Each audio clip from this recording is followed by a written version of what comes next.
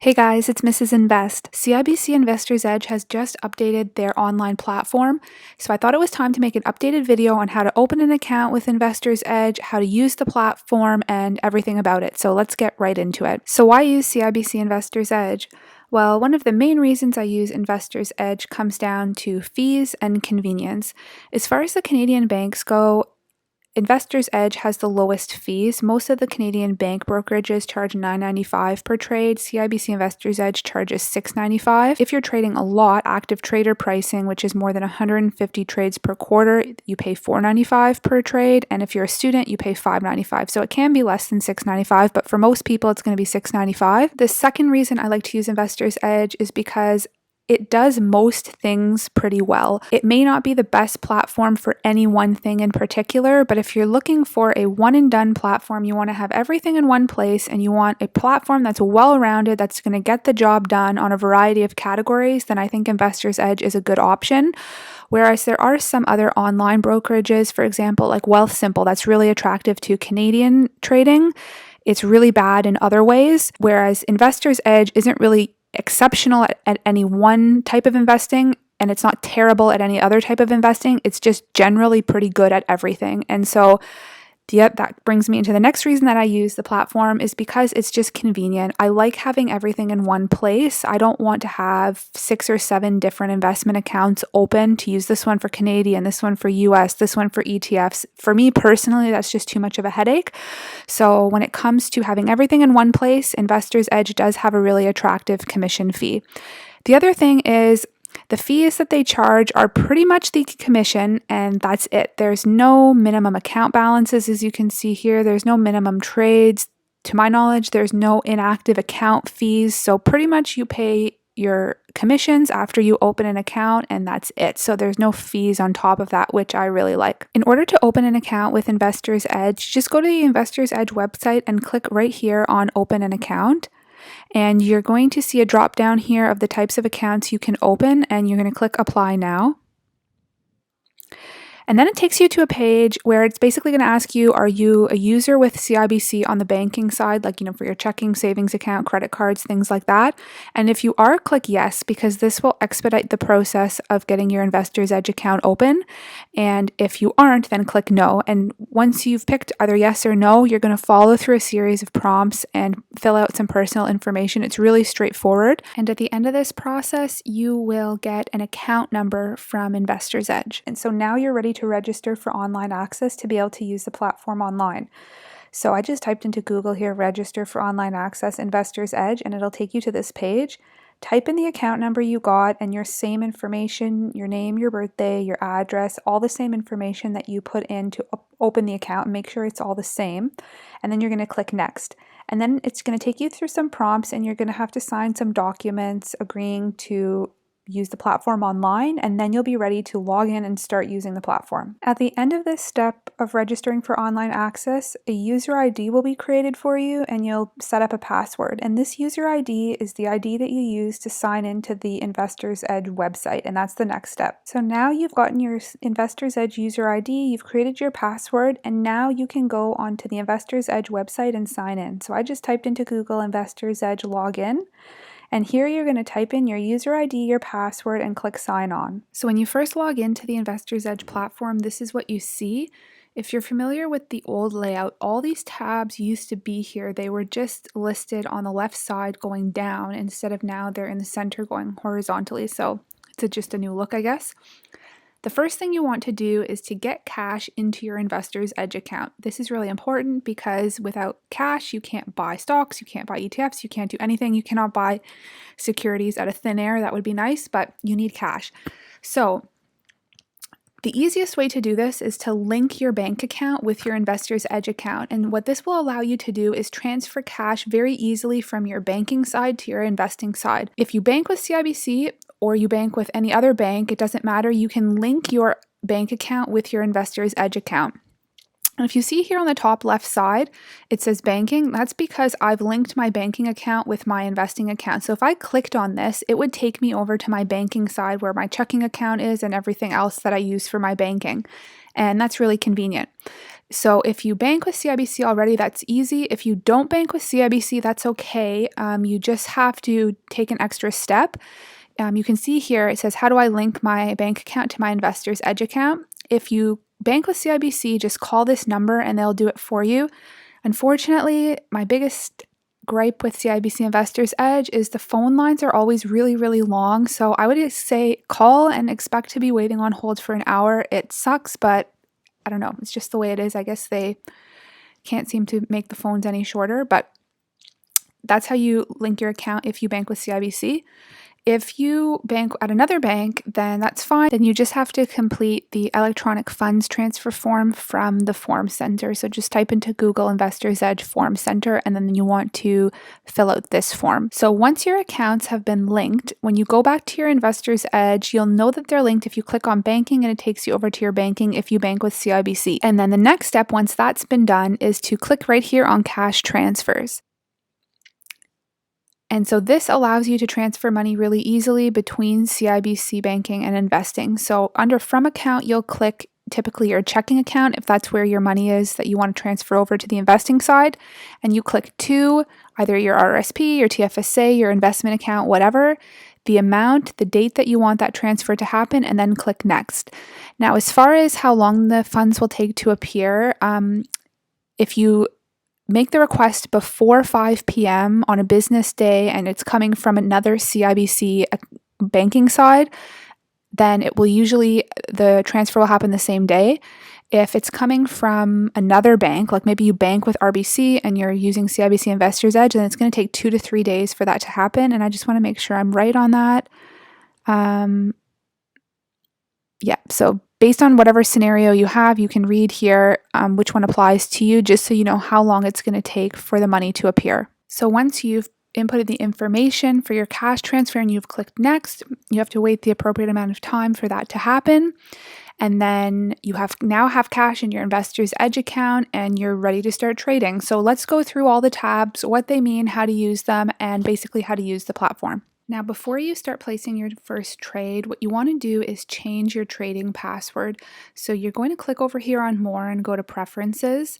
And then this is where you can change your trading password from the stock one that they gave you. Make it something that you can remember. And while you're here, also change your sign-on password to something you can remember while you're at it. So this tab here, the Account Information tab, is the default tab when you log in. And under this tab, you have My Accounts, Account Holdings, and everything over here.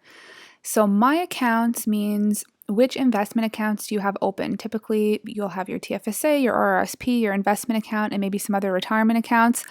So if I scroll down on this page, I would see below this red line all the accounts that I have open. And then if you click on Account Holdings, it will take you into each individual account and show what holdings you have within those accounts. You have 3 options here. Most recent, which gives you the most up-to-date value of whatever you're holding. Last business day will show you what the value was yesterday after close. And then book value will show you of the securities that you've bought, are you up or down in what percent and what cash amount relative to what you paid for them. This tab will also show you how much money you have invested in securities that are currently locked up in assets like stocks or ETFs and how much cash you have within those accounts. So for example, here you can see I hold Bank of Nova Scotia. The quantity will tell you the number of shares. It will tell you whether it's held in Canadian or US dollars. It will tell you the closing value, meaning this is what the stock closed at the previous day at close, so 4 o'clock. Book value means what you paid for the shares in total. So let's say you had 100 shares and you paid $1 per share. Your book value would be $100. But let's say now the shares are only trading at 75 cents. Then your closing value would be lower because you've paid more than what the shares are currently worth. So basically, it's really simple. Book value is what you paid for the stock in total. So the amount you paid per share multiplied by the number of shares, the quantity, it gives you your book value. And the closing value is what the shares are currently trading at close that day multiplied by the quantity. So if the stock has gone up or down, one of these is going to be higher than the other. It also shows you your gain or loss. It'll show you that in dollars and in a percentage, and it also shows you your percent of your portfolio. The next tab here is transaction history, and this basically is a play-by-play history of everything that has happened in your account, from buys, sells, dividend payments, cash transfers, where you moved money from and to, and it says everything that's happened in your account. You can see here, it'll tell you what the date is. I just want to give a special mention here to the T and the S. So T is the trade date. That's when the trade has happened. And the S means the settlement date. So this is when the shares are legally mine, I guess you can say. I placed the trade on March 5th. The brokerages are transferring the shares from the person I bought them from to me, and the S is the settlement date, is when I legally own the shares. There's not too much of a big distinction between these, but it can be important sometimes for certain things. So if you're just wondering what the T and the S means, that's what that means. Next, under e-documents, these are just some documents that you could need to use, as far as it's basically a monthly breakdown of transaction history in a document. So here you can see account statements. So if I clicked on this one, it would show me everything I bought, everything I sold in the month of February 2021, any dividends, any distributions. These are all broken down by month. The important tab here is tax documents.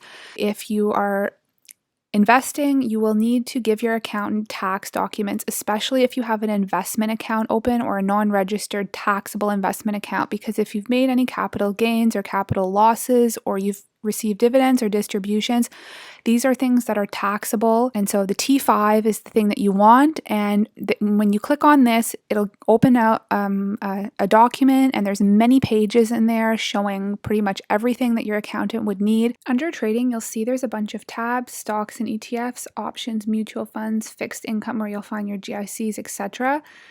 Under stocks and ETFs is where you're probably going to spend the majority of your time. And this is the layout of how you place a trade on Investors Edge.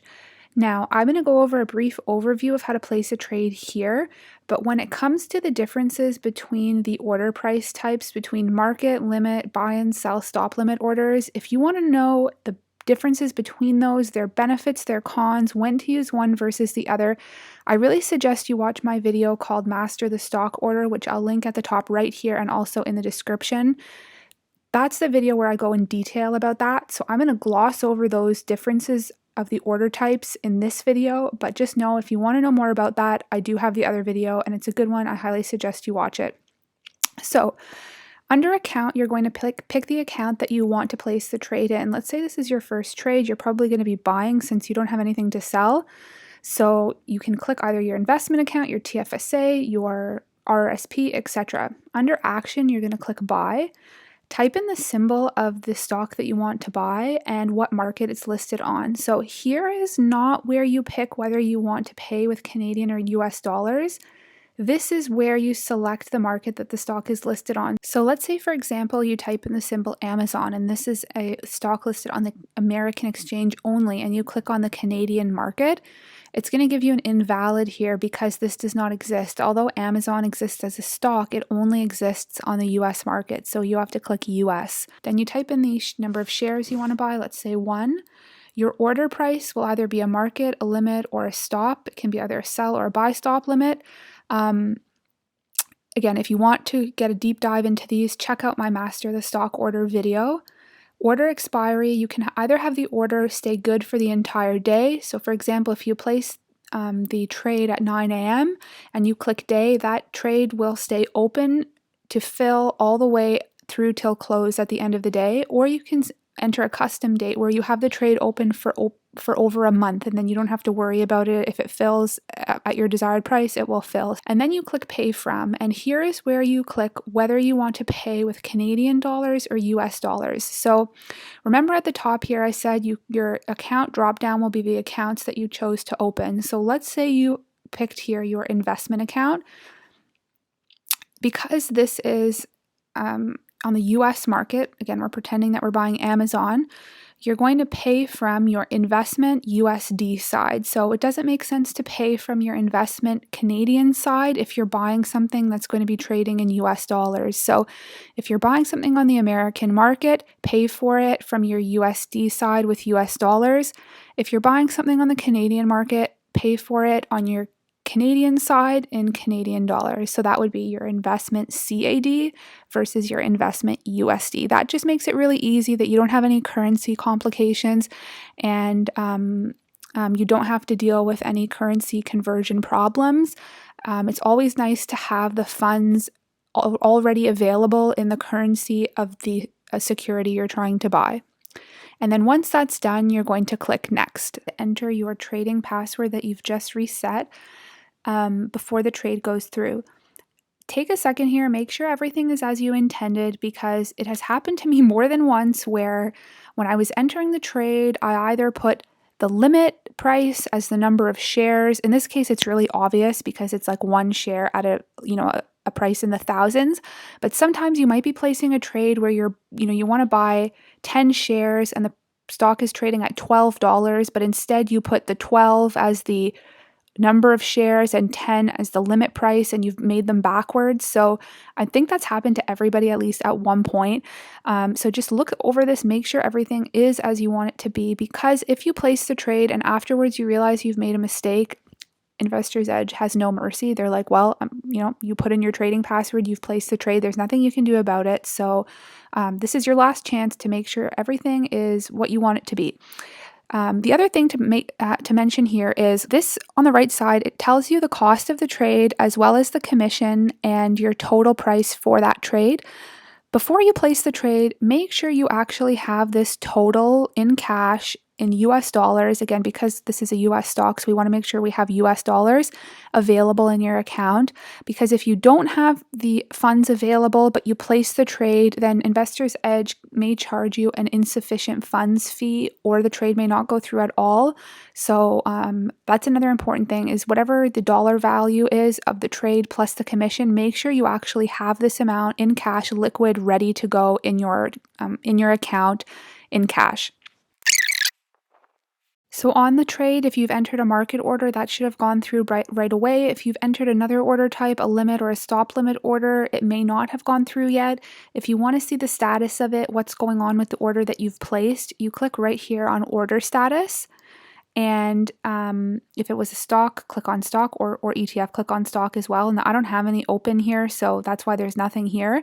But you would just click on the account that you've placed the trade in, and then the order will come up horizontally down here. And on the right side, it will say status, and it will either say filled if the order has gone through. That means the trade has been completed. It will either say open, meaning that the trade is still active, but it hasn't been filled yet.